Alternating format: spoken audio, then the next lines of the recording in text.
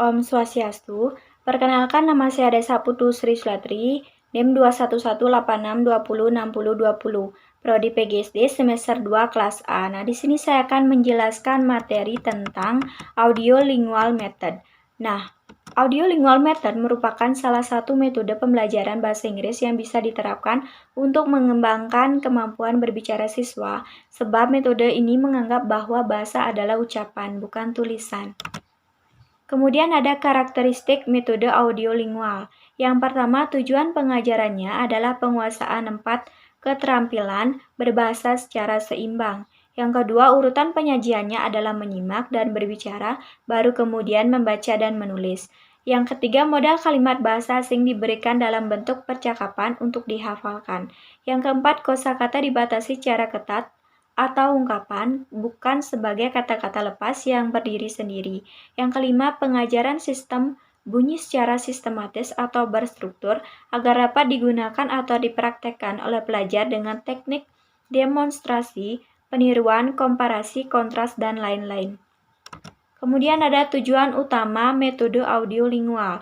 Metode audiolingual memiliki 4 tujuan utama yang mencakup pembelajaran sebuah bahasa Inggris sebagai bahasa asing. Tujuannya adalah yang pertama, peserta didik dapat memahami bahasa asing ketika berbicara dengan kecepatan normal dan peduli dengan hal-hal biasa yang terjadi di sekitar pembicaraannya. Yang kedua, pembelajar bahasa mampu berbicara dalam pengucapan yang diterima dan tata bahasa yang tepat. Yang ketiga, pembelajar bahasa tidak memiliki kesulitan dalam memahami materi cetak. Yang keempat, pembelajar bahasa mampu menulis dengan standar yang baik. Kemudian ada langkah-langkah penyajian metode audiolingual. Yang pertama, penyajian dialog atau bacaan pendek dengan cara guru membacanya berulang kali dan pelajar menyimak tanpa melihat teks. Yang kedua, peniruan atau penghafalan dialog atau bacaan pendek dengan teknik menirukan bacaan guru kalimat per kalimat secara klasikal sambil menghafalkan kalimat-kalimat tersebut. Yang ketiga, penyajian pola-pola kalimat yang terdapat dalam dialog atau bacaan pendek, terutama yang dianggap sukar karena terdapat struktur dalam bahasa ibu pelajar. Yang keempat, pelajar memeragakan atau mendramatiskan dialog yang sudah dihafalkan di depan kelas secara bergantian. Yang kelima, latihan membuat kalimat-kalimat lain yang sesuai dengan pola kalimat yang sudah dipelajari. Kemudian ada kelebihan metode audiolingual. Yang pertama, dapat diterapkan pada kelas-kelas yang sedang. Yang kedua, memberi banyak latihan dan praktek dalam aspek keterampilan menyimak dan berbicara.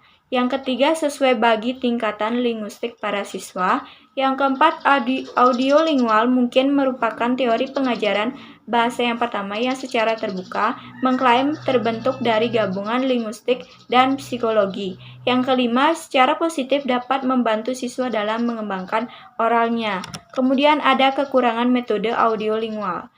Yang pertama, guru terampil dan cekatan sangat dibutuhkan. Yang kedua, ulangan seringkali membosankan serta menghambat penghipotesan kaidah-kaidah bahasa dan kurang sekali memberi perhatian pada ujaran atau tuturan yang spontan. Yang ketiga, teknik yang digunakan dalam metode audiolingual seperti drill, penghafalan, dan lain sebagainya mungkin bisa membuat bahasa menjadi sebuah kelakuan atau kebiasaan. Tetapi hal tersebut tidak menghasilkan kompetensi yang diharapkan. Nah, sekian video dari saya tutup dengan Parama Santi. Om Santi Santi Santi Om.